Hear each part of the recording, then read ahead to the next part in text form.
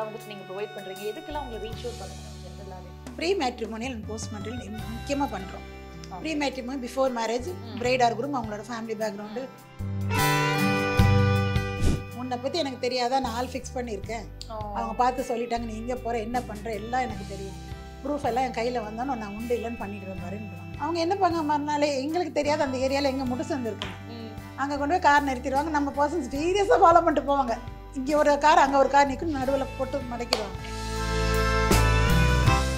இப்படிதான் ஏதோ ஆக போகுது இங்கே அப்படிங்கிறது. ஸோ போலீஸ்லாம் இன்ஃபார்ம் பண்ணிட்டோம், ஒரு வழி இல்லை. போனாங்க, டோர் ஓப்பன் பண்ணால் ஒரு 40லேருந்து 45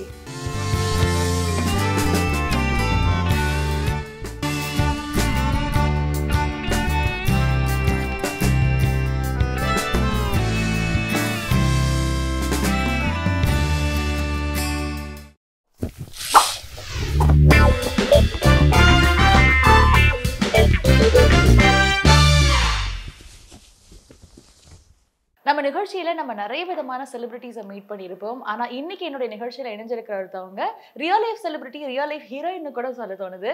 அவங்க வேற யாருமே இல்ல, CEO and founder of alpha detective service உடைய கீதா பார்த்திபன் மேம் அவர்கள் தான் நம்மளுடைய நிகழ்ச்சியில் இணைஞ்சிருக்காங்க. வாங்க நிகழ்ச்சிக்குள்ள போலாம். மேம் வணக்கம். வணக்கம். எப்படி இருக்கீங்க? ரொம்ப நல்லா இருக்கேன். இப்படி ஒரு ஜேர்னியை ஸ்டார்ட் பண்றதுக்கு முன்னாடி எப்படி இதெல்லாம் துணிஞ்சு எடுத்தீங்க மேம்? பிகாஸ் 1998ல இருந்து நீங்க பண்ணிட்டு இருக்கீங்க, இந்த ஒர்க் தான் பண்ண போறோம் அப்படின்னு எப்படி சூஸ் பண்ணீங்க? இது நான் சூஸ் பண்ண ப்ரொஃபஷன் கிடையாது ஆக்சுவலாக. ஆஃப்டர் மேரேஜ் எல்லாரையும் என்னால் சும்மா இருக்க முடியல. ஸோ ஏதாவது ஒன்று பண்ணுவோம். நான் திருநெல்வேலிக்காரி, ஸோ சென்னைக்கு புதுசு, நீங்கள் என்ன பண்ண முடியும்னு எனக்கு தெரியல. டிகிரி கம்ப்ளீட் பண்ணிவிட்டு உடனே வீட்டில் மேரேஜ் பண்ணிட்டாங்க 21லேயே.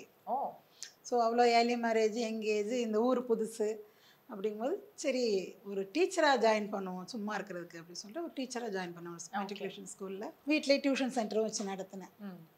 ஓகே, பெரிய வீடு, அதனால ஒரு டியூஷன் சென்டரும் ஒரு கூடவே குழந்தைங்களோட இருக்கலாம் அப்படிங்கிற மாதிரி ஒரு ஆசையில்.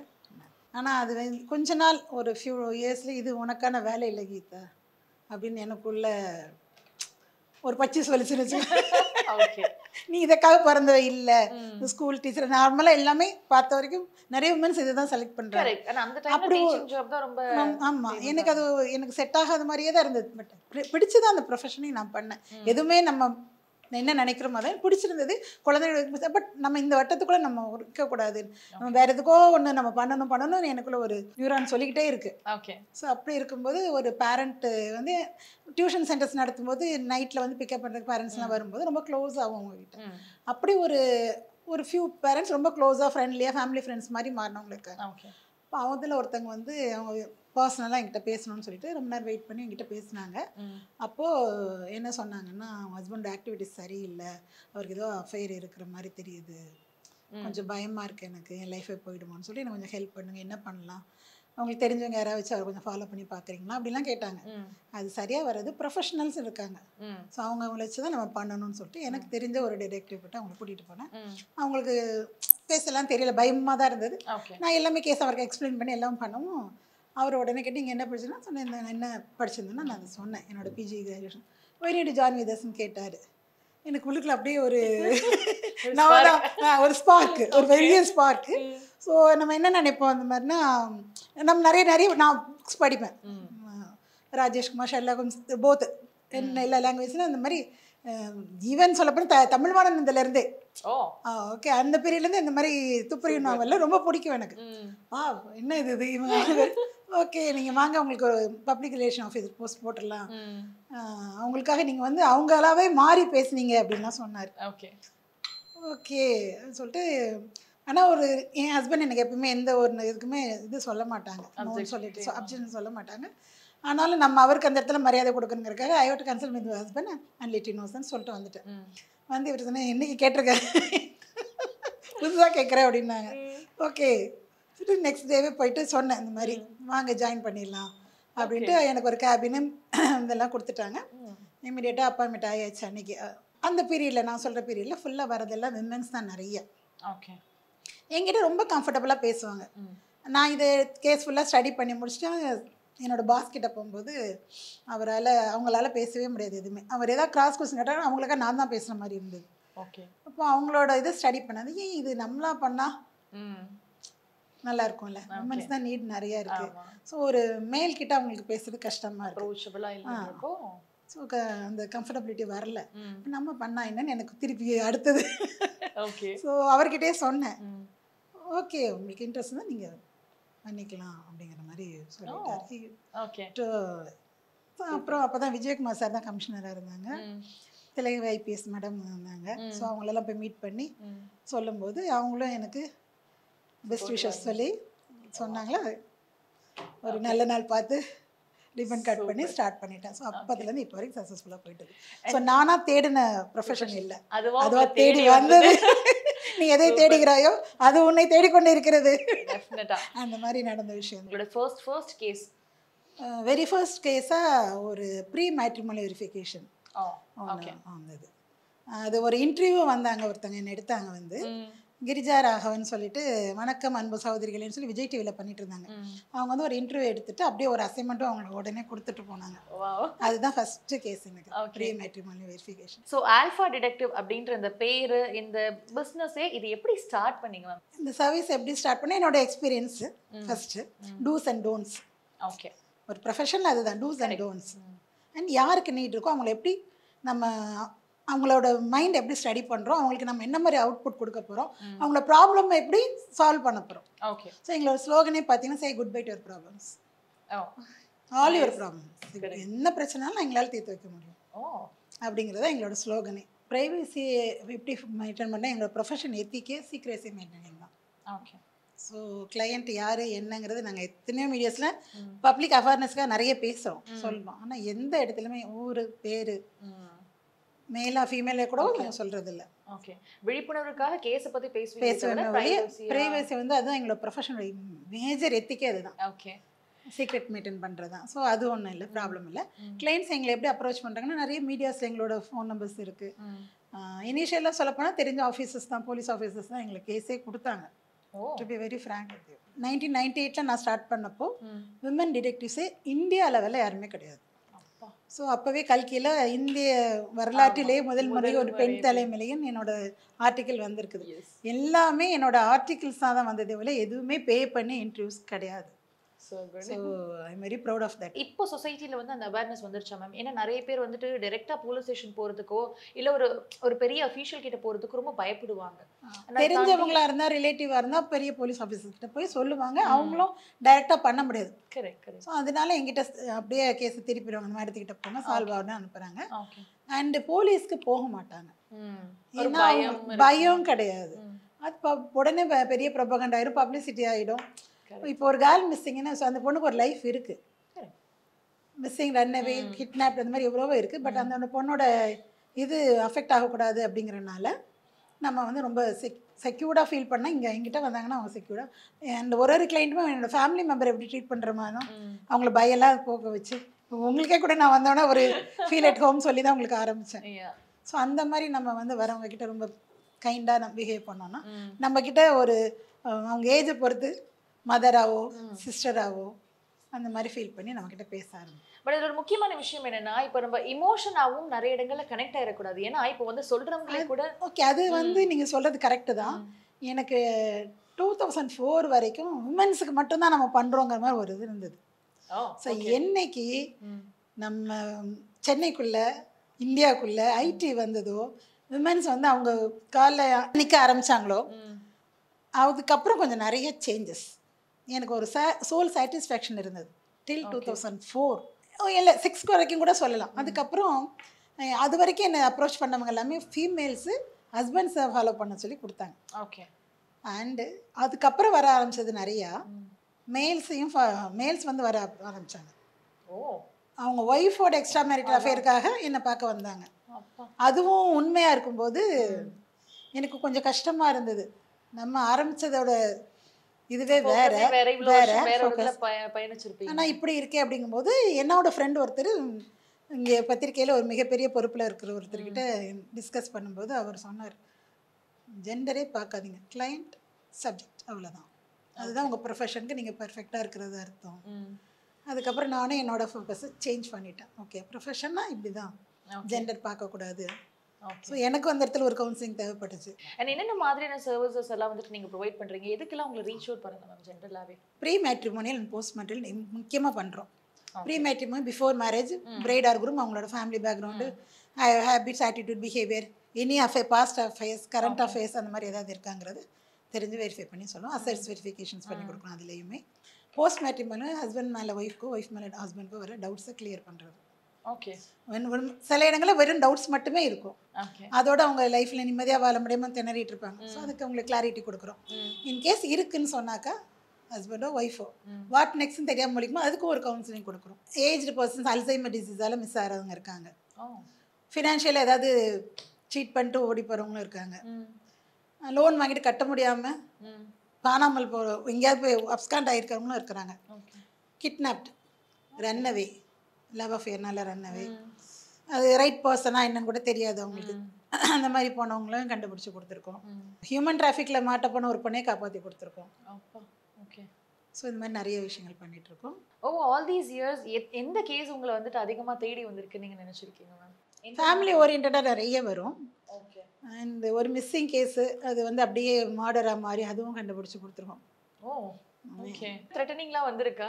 வந்திருக்கு. போத்து இது ஜெண்டரே நான் டிஃபர் பண்ணலை இதில். ஓகே.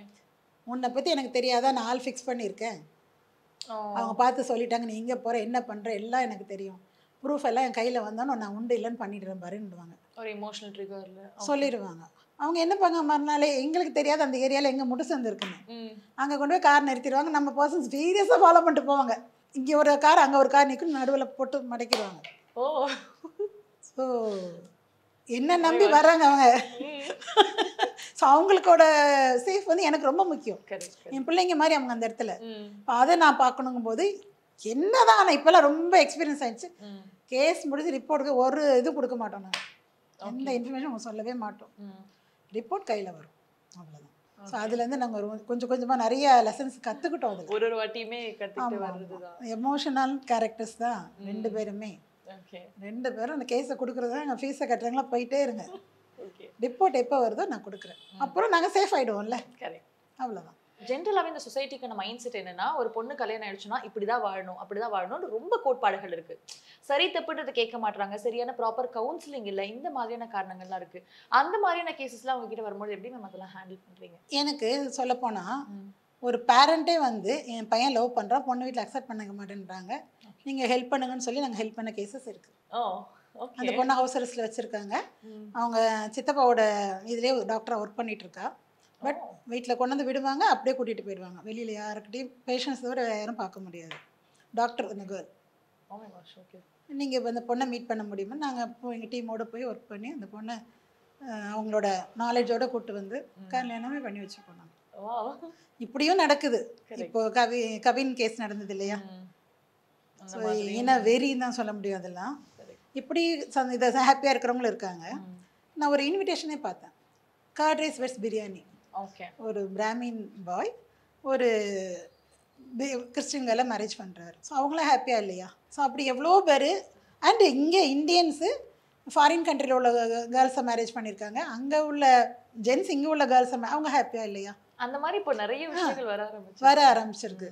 ஸோ அதுவும் ரொம்ப மோசமான விஷயம். இன்னும் 2025 உட்காந்துட்டு ஜாதி மதம் இனம் இதெல்லாம் பேசுகிறதுங்கிறது வந்து நாட் அ ஹியூமன் பீயிங் மாதிரியே தோணலை. இந்த மாதிரி ஒரு ஆணவ படுகொலையெல்லாம் கேட்கும்போது நம்மளும் மனுஷங்க தானே, இவங்க கூடலாம் நம்ம வாழ்கிறோமா அப்படிங்கிறதே கேட்கவே ரொம்ப கேவலமானதாக தெரியுது. அண்ட் நீங்கள் வந்துட்டு எக்கச்சக்கமான கேசஸ் நீங்கள் பார்த்துருப்பீங்க. ஒரு இன்ட்ரெஸ்டிங்கான ஒரு கேஸும் அண்ட் ஒன்று வந்துட்டு நம்ம என்ன தான் கேசஸ் வந்து ஹேண்டில் பண்ணியிருந்தாலும் அதோட ஹாப்பி எண்டிங் வந்துட்டு நம்மளுக்கே ஒரு சோல் சாட்டிஸ்ஃபைங்கா இருக்கும்ல. கண்டிப்பா. அந்த மாதிரி இப்போ உங்களுக்கு ஒரு நாள் ஒரு ப்ராப்ளம், இப்போ லைஃப்ல ப்ராப்ளம் வரும், அது அந்த ப்ராப்ளம் சால்வ் ஆனா நீங்க எப்படி இருக்கும்? பயங்கரமான மனநிலை இருக்கும். அப்பாடா பெருமை தினம் தினம் நிறைய பெருமிச்சு விட்டுட்டே இருக்கும்ல. யோசித்து பாருங்க. அது மாதிரி டெய்லி டெய்லி எனக்கு கஷ்டமும் வருது ஹாப்பியும் ஆகுது. ஒரு ஹியூமன் டிராஃபிக்கை பற்றி சொல்லலாம். ரீசெண்டாக நடந்தது தான், ஒரு 4-5 months இருக்கும். இங்கே கிடையாது, சென்னை கிடையாது, அவுட் ஆஃப் ஸ்டேஷன். அங்கே இருந்து ஒரு கேர்ள், +1 படிக்கிற கேர்ள், 15 years தான். Girl missing. மார்னிங் 8 o'clock வீட்டிலேருந்து எப்பயும் போல் போகிற மாதிரி சைக்கிளில் போயிட்டா. அவங்க பேரண்ட்ஸ் 2 பேருமே எம்ப்ளாய்டு. 3 o'clock வீட்டுக்கு வந்துடுவா. வரல அன்னைக்கு. ஈவினிங் வரைக்கும் வரல. அவங்க அதுக்கப்புறம் தான் அவங்க தேட ஆரம்பிக்கிறாங்க. தேடிட்டு அப்போ அவங்க அவங்க எங்களுக்கு தெரிஞ்ச ஒருத்தங்க அந்த ஊரில் இருக்காங்க. அவங்க எங்கள் ரிலேட்டிவ் ஒருத்தங்க இந்த மாதிரி எங்கே சொல்லி அவங்களை இமீடியட்டாக காண்டாக்ட் பண்ணுங்க, அவங்களுக்கு எல்லா இதில் இடத்துலையும் ஆள் இருக்காங்க, போலீஸ் சப்போர்ட்டும் அவங்களுக்கு இருக்குது, கண்டிப்பாக பண்ணி தருவாங்கன்னு சொன்னால் இமீடியட்டாக எங்களுக்கு கால் பண்ணாங்க. அங்கே இருக்க எங்கள் டீம் உடனே நான் அவங்கள பார்க்க சொல்லி எல்லா கைஸ் தெரிஞ்சிட்டோம். இமீடியட்டாக ஸ்டார்ட் பண்ணிட்டோம். மிஸ்ஸிங் கேஸ் அதுவும் கேர்ள் மிஸ்ஸிங்னா அதுவும் யங்ஸ்டர் மைனர் கேர்ள், இமீடியட்டாக ஆக்ஷன் எடுத்துட்டோம். அங்கே இருக்கிற போலீஸ் சப்போர்ட்டோட கேமராஸ் எல்லாம் செக் பண்ணோம். அந்த பொண்ணு வந்தால் சைக்கிள் எடுத்துகிட்டு போய் அவங்க ஸ்கூல் பக்கத்துலேயே இருக்கிற ஒரு பஞ்சர் ஓட்டுற கடையில் விட்டுட்டு, ஆனால் நான் ஈவினிங் வந்து எடுத்துக்கிறேன்னு விட்டுட்டு போகிறான். அந்த பொண்ணா விட்டுட்டு போயிட்டான். அங்கே எங்கே போகிறான்னு சொல்லி நாங்கள் அப்படியே அங்கங்கே அப்படி பார்க்கும்போது அந்த ஊரோட பஸ் ஸ்டாண்டில் வந்து உட்காந்துட்டா ஒரு இடத்துல ரொம்ப நேரமாக உட்காந்துருக்கா. கையில் ஃபோன் இருக்குது. ஸ்கூலுக்கு ஆக்சுவலாக ஃபோன் எடுத்துகிட்டு போகக்கூடாது, எப்பயும் எடுத்துகிட்டும் போக மாட்டான். ஆஃப்டர் ஸ்கூல் டைமிங்கில் அவங்க அப்பா அம்மாவுக்கு நான் வந்துட்டேங்கிற மெசேஜ் பண்ணிருக்கா, அப்படி வாங்கி கொடுத்துருக்கேன். அந்த ஸ்கூல்லேருந்து ஸ்டடி மெட்டீரியல்ஸ்லாம் அனுப்புகிறாங்க இல்லையா, இப்போ அதுக்காக ஒரு ஃபோன் வச்சு கொடுத்துருக்காங்க. அந்த ஃபோனோட அன்றைக்கி எடுத்துகிட்டு போய் அங்கே உட்காந்துருக்கா பஸ் ஸ்டாண்ட்லேயே. அது ரொம்ப நேரமாக அந்த கேமராவில் தெரியுது. கொஞ்சம் நேரம் ஒரு 1 o'clock கிட்ட ஆகும்போது இன்னொரு கேர்ள் ஒருத்தி வரா, வேறு ஸ்கூல் யூனிஃபார்மோட. இவங்க 2 பேரும் டியூஷன் ஃப்ரெண்ட்ஸ். ஓகே. ஸோ இவங்க 2 பேரும் கூட ரொம்ப நேரம் வெயிட் பண்ணுறாங்க. ஒரு 1 hourக்கு மேலே இன்னொரு கொஞ்சம் எல்டர்லி கேர்ள், இவங்களுக்கு 15 அந்த மாதிரி ஏஜ் இந்த கேர்ள்ஸு வந்து ஒரு 25 அப்படி இருக்கும். ஓகே. இன்னொரு கேர்ள் வரா, வந்து அவங்கள கூட்டிகிட்டு வேறு ஒரு ஊருக்கு போகிற பஸ்ஸில் ஏறி போகிறாங்க. இதுக்குள்ளே எங்களுக்கு இந்த இன்ஃபர்மேஷன் ஆக்சுவலாக வந்துடுச்சு. இந்த இவ்வளோ தூரம் அவங்க பஸ்ஸில் போய் 1 hour போயிட்டு இருக்கும்போது ஸோ ஃபோன் இல்லைன்னு சொன்னோடனே அந்த ஃபோன் நம்பரை ட்ராக் பண்ண ஆரம்பிச்சிட்டோம். போலீஸோட சப்போர்ட்டோட தான் அதை நாங்கள் பண்ண முடியும் இல்லையா. ஸோ பண்ணிகிட்ருக்கோம். எங்கே போயிட்டுருக்காங்கன்னு நாங்கள் அடுத்தடுத்த ஊருங்களுக்கு மெசேஜ் பாஸ் பண்ணிகிட்டே இருக்கிறோம். ஒரு 1 hour நாங்கள் சொல்கிற பர்டிகுலர் ஊர்லேருந்து தாண்டி போயிட்டாங்க அவுட் ஆஃப் ஸ்டேஷனுங்கிறனால அங்கே உள்ளவங்கள்ட்ட சொல்லி அலர்ட் பண்ணி இந்த இடத்துல லொக்கேட் பண்ணிட்டோம். ஆனால் எங்கே தான் போகிறாங்கன்னு தெரியணும்ல. ஸோ நாங்கள் எதுவுமே டிஸ்டர்ப் பண்ணுவோம், அவங்க தெரியாமல் அவங்க கூடயே நாங்கள் போய் ட்ராவல் பண்ணிகிட்டே இருக்கிறாங்க. ஒரு இடத்துக்கு ஊரில் போகிறாங்க, இறங்குறாங்க. இந்த 3 பொண்ணுங்களுமே சேர்ந்து ஒரு இடத்துக்கு போகிறாங்க. அதுக்கு முன்னாடி நாங்கள் அங்கே எந்த இடத்துக்கு இறங்கின இடத்துக்குனே அந்த ஊர் போலீஸை காண்டாக்ட் பண்ணிட்டோம். அது ஏதோ பெருசாக ஏதோ நடக்க போகுதுன்னு எங்களுக்கு இன்ட்யூஷன் சொல்லிடும். இவ்வளோ வருஷம் எக்ஸ்பீரியன்ஸில் எனக்குலாம் சொல்லிடும், இதுதான் இப்படி தான் ஏதோ ஆக போகுது இங்கே அப்படிங்கிறது. ஸோ போலீஸ்லாம் இன்ஃபார்ம் பண்ணிட்டோம், வேறு வழி இல்லைங்கிறனால. அங்கே போனாங்க. டோர் ஓப்பன் பண்ணால் ஒரு 40 45 இயர்ஸில் உள்ள ஒரு 4-5 ஜென்ஸ் இருக்காங்க உள்ள. இன்னும் ஒரு 3 கேர்ள்ஸும் இருக்காங்க உள்ள. லேடிஸும் இருக்காங்க. ஓகே. இவங்க வேலையே இதுதான். இந்த மாதிரி வீட்டில் சின்ன பொண்ணுங்க இருக்கிறவங்க பொண்ணுங்க ஏதாவது மெசேஜ் அனுப்பிச்சு பார்க்குறது, சின்ன பசங்க பேசுகிற மாதிரி சேட் பண்ணுறது, லவ் அஃபேர் மாதிரி இது பண்ணி அவங்கள வர வைக்கிறது நேரில். அவங்கள கஸ்டடிக்கு எடுத்து போலீஸ் சப்போர்ட்டோட கஸ்டடிக்கு எடுத்த பிறகு அந்த கும்பலே அரெஸ்ட் பண்ண பிறகு தான் இதெல்லாம் எங்களுக்கு தெரிய வந்தது. இவங்க இந்த மாதிரி ரெகுலர் பேசிஸ் இதுதான் பண்ணிட்டு இருக்காங்க, பிஸ்னஸாக பண்ணுறாங்க. நம்ம தமிழ்நாட்டில் நடக்குது. ஸ்கூல் கோயிங் கிட்ஸ் சின்ன பசங்கள அந்த மாதிரி சேட்டிங் மூலமாக பிடிச்சி ஓகே அவங்க மைண்டை டைவர்ட் பண்ணி இந்த பொண்ணு இத்தனையும் 10th ரேங்க் ஹோல்டர். பேரண்ட்ஸ் வந்து கூடவே இல்லாதது, 2 பேருமே லேட்டாக தான் வராங்க. வந்த பிறகு அந்த கேர்ள் கூட டைம் ஸ்பெண்ட் பண்ணியிருக்கணும். கரெக்ட். தப்பு பேரண்ட்ஸாக தான் சொல்லணும்.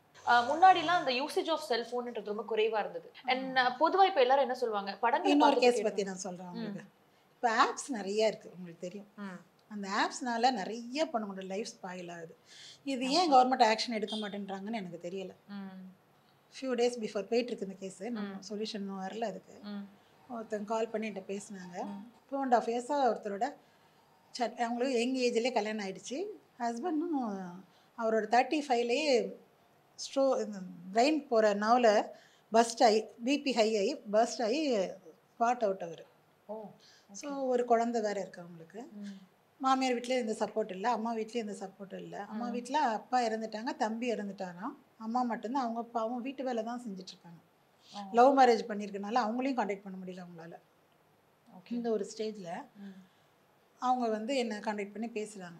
எனக்கு வந்து யாரோட சப்போர்ட்டும் இல்லாதனால சரி நம்ம கல்யாணம் பண்ணிக்கலாம்னு சொல்லி ஒரு மேட்ரிமோனி சைட்டில் தான் அவங்க ஆக்சுவலாக பார்த்துருக்காங்க.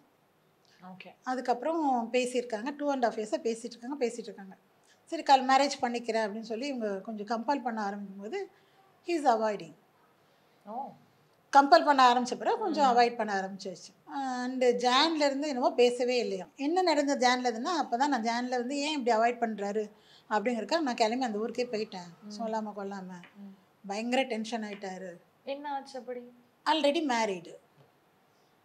மேரீடு. ஓகே. அவரோட எல்டர் டாக்டருக்கு கல்யாணம் ஆகி கிராண்ட் சைல்டு தான் இருக்குது. இது எப்படி உங்களுக்கு 2 வருஷம் எப்படி பழகியும் தெரியாம பேசிகிட்டே இருக்காங்க. கொஞ்சம் இவங்களோட ஒரு 10 to 15 இயர்ஸ் எல்டராக தான் தெரிகிறாரு. ஆனாலுமே அவர் அதர் ஸ்டேட்டு. ஸோ நல்ல தன்னை ரொம்ப க்ரூமிங்காக வச்சுக்கிறாரு. அதனால இவங்களுக்கு ரொம்ப ஏஜ் கண்டுபிடிக்கவும் தெரியலை. நேரில் போய் பார்த்து பேசும்போது தான் ஓரளவுக்கு உங்கள் ஆஃபீஸில் இருக்கவங்கலாம் சொல்லியிருக்காங்க எல்லாமும். எனக்கு கல்யாணம் பண்ணி ஆகணும் இவங்க அடம் பிடிச்சனால சும்மா ஒரு கோயிலை வச்சு சும்மா தாலி கட்டியாச்சு. அது வந்து நம்ம இந்து ரிலிஜியன்ஸ் என்டான்மெண்ட்டில் வரக்கூடிய கோயிலும் கிடையாது. அந்த மேரேஜுக்கு ஒரு யூஸும் கிடையாது. அது அந்த மேரேஜ் பண்ணிக்கிற வரைக்கும் இவங்க வேண்டான்னு சொன்னாலுமே நீ கஷ்டப்படுறன்னு சொல்லி ஃபினான்ஷியலாகவும் சப்போர்ட் பண்ணிட்டு இருந்திருக்காரு. மேரேஜ்னு பண்ணனால என் லைஃபே நீ கெடுத்துட்டே பேசாத அப்படிங்கிறாராம். நான் அவருக்கு பேசி ஒரு நாள் பேசினேன்னு போய் ஹாஸ்பிட்டலில் படுத்துட்டு நான் அட்டன் சூசைட் பண்ணிட்டேன்னு சொல்லுவார். அப்படி த்ரெட்டன் பண்ணி என் நேரமே என்னை வந்து ஒரு பதட்டமான சூழ்நிலையிலே வச்சுட்டு இருந்தார். ஓகே. இப்போ நான் அவருக்கு ஒரு அடிக்டன் மாதிரி ஆகிட்டேன். இப்போ என்னை அவாய்ட் பண்ணுறேன், என்னால் முடியலை. ஸோ இன்னொருத்தவங்களோட எமோஷனல் எவ்வளோ ப்ளே பண்ணுறாங்க. எதனால இன்டர்நெட்டில் கோடிக்கணக்கான விஷயங்கள் கொட்டி கிடக்குது. நமக்கு என்ன வேணும்னாலும் அது நமக்கு தெரியலையா? கட்டுறது இவ்வளோ தான். அல்லாது எவ்வளோ இருக்குது நமக்கு வேணா போட்டோன்னா நமக்கு விஷயம் வெளியில் வருது. அடுத்த செகண்ட் அதை பற்றி ஃபுல்லாக என்னென்னு ஸ்டடி பண்ணுறோம். ஆனால் அப்படி இடத்துல இந்த மாதிரி ஒரு ஆப்ஸ்குள்ளெல்லாம் போய் மாட்டிக்கிட்டு டேட்டிங் ஆப்ஸ் நிறைய இருக்குது. நான் அந்த பேர்லாம் சொல்ல விரும்பலை. அதெல்லாம் மூலமாக தன் லைஃபையே ஸ்பாயில் பண்ணிக்கிறாங்க. இஎம்ஐ பற்றி உங்களுக்கு தெரியும். இஎம்ஏன்னு ஒன்று இருக்குது தெரியுமா? ஏ அப்படின்னா எக்ஸ்ட்ரா மேரிட்டல் அஃபேர். இதுக்கு ஒரு குரூப்பே இருக்குது. இது தப்பே இல்லைன்னு பேசுகிறாங்க. தமிழ்நாட்டில் தான் நம்ம உட்காந்துருக்கோம். எங்கள் கல்ச்சர் தான் அது இதுன்னு பேசிகிட்டு இருக்கோம். அதே தமிழ்நாட்டில் இந்த மாதிரியும் பண்ணிகிட்டு இருக்காங்க. அதுக்குமே do they have apps மாதிரி இல்லை? ஆமாம், எக்ஸ்ட்ரா மேரிட்டல் அஃபேர் ஆப். நீங்களே ரெஜிஸ்டர் பண்ணலாம், அலங்காரம் பண்ணலாம், சரண் பண்ணலாம், ரோஹித் சந்தோஷ் நானும் பண்ணிக்கலாம். அவங்க அதுக்கு எல்லாமே பண்ணுறாங்க. why to get emotionally connected and why to get ரொம்ப ஹர்ட் ஆகிறது எதுக்கு அப்படின்னு சொல்லி ரொம்ப ஜெனரல் ஸ்டேட்மெண்ட் சொல்லிட்டு போயிடுறாங்க நிறைய பேர். ஆண்களா இருக்கட்டும் பெண்களா இருக்கட்டும். தவறான விஷயங்கள் எல்லாமே தப்பா தானே போய் முடியும். கரெக்ட். அதாவது இப்போ ஒரு புள்ளி அப்படின்றது இல்லாம ஒரு என்டையர் அப்படி போயிட்டே தானே சொசைட்டி இமோஷன் அவங்க சின்ன விஷயமா நினைக்கிறது ரொம்ப நம்ம எல்லாருமே வாழ வைக்கிறது எது? அந்த எமோஷனல் ஃபேமிலி தான் நம்ம. கரெக்ட். யாரா இருக்கட்டும், எவ்வளோ பெரிய ஆளாகட்டும், பாலிட்டிஷியன்ஸாக இருக்கட்டும், சினி ஃபீல்டில் இருக்கவங்களாகட்டும், பெரிய பிஸ்னஸ் மேனாக இருக்கட்டும், பிஸ்னஸ் உமனாக இருக்கட்டும், எல்லாருக்குமே லைஃப்பில் யாருக்காக சம்பாதிக்க, யாருக்காக ஓடுறோம், யாருக்காக உழைக்கிறோம், லைஃப்க்கு மீனிங்கிறது ஃபேமிலி தான். அந்த ஃபேமிலியோட இதே உடஞ்சிருமே, செட்டமே உடஞ்சிருமே. இப்படி போனால் பைபிளில் ஒரு இது இருக்குது, WWW ஏன்னா 666 ஒரு சாத்தான் வருவான், அது உலகத்தையே சீரழிஞ்சிட்டு போயிடும்னு. அது இதுதான் நியூமராலஜி. பார்த்தீங்கன்னா டபிள்யூங்கிறதுக்கு 6 தான் நம்பர். அந்த சாத்தான் உள்ளவன் நம்ம வந்து நல்ல விஷயத்துக்கு அதான் நம்ம அன்னப்பறவை போல் ஒரு விஷயம் நம்ம கிடைக்குதுன்னா நல்லது மட்டும் எடுக்கணும். ஃபில்டரிங் அந்த ஒரு கெப்பாசிட்டி நமக்குள்ளே வரணும். நம்ம அந்த நாலேஜை வளர்த்துக்கணும். ஒரு ஆர்ஃபனேஜை பற்றி எனக்கு ஒரு ரிப்போர்ட் வந்தது. ஆர்ஃபனேஜ், ஆமாம், சில்ட்ரன் அங்கே இருக்க சில்ட்ரன் எல்லாமே அப்யூஸ் பண்ணுறதா. யாருமே எனக்கு சொன்னாங்க இந்த மாதிரி இருக்குது, நீங்கள் எதாவது பண்ண முடியுமான்னு சொல்லி ரெக்வஸ்ட்டாக சொன்னாங்க. பாவமாக இருக்கு அந்த குழந்தைங்கள பார்த்தா. ஸோ எனக்கு ஃபீஸு அதெல்லாம் தாண்டி சின்ன குழந்தைங்கள, பெண் குழந்தைங்களை காப்பாற்றணும் அப்படிங்கிறக்காக நாங்கள் வந்து தெரிஞ்ச ஒரு குழந்தை இருக்கிறா, அவளை உள்ளே சேர்க்குறோம், அட்மிஷன் போடுறோங்கிற மாதிரி எங்கள் டீமில் உள்ளவங்கள வச்சு அனுப்பிச்சி நாங்கள் உள்ளே இது பண்ணி நிறையா ரெக்கார்ட்ஸ் எல்லாம் எடுத்தோம். போகும்போதே நிறையா அங்கங்கே கேமராஸ்லாம் ஃபிக்ஸ் பண்ணோம் அவங்களுக்கு தெரியாமல். ஏன்னா ஒரு புவராக ஒரு ஸ்லம்லேருந்து போனால் ஒரு லேடி எப்படி இருப்பாங்க அப்படி ஒரு செட்டப்பில் தான் ஒருத்தவங்களை அனுப்பிச்சோம். அவங்க எனக்கு ஹஸ்பண்ட் இல்லை யாரும் இல்லை, நான் வீட்டு வேலை தான் செய்கிறேன், என்னால் குழந்தைய காப்பாற்ற முடியல, கொண்டு போய் நாங்கள் விட்டு அங்கே நடக்கக்கூடியது எல்லாத்தையும் ஸ்டடி பண்ணி அதுக்கப்புறம் நிறைய பெரிய பெரிய வேலைகள்லாம் பண்ணி கொடுத்தோம். நிறையா எங்களுக்கு செலவும் ஆச்சு.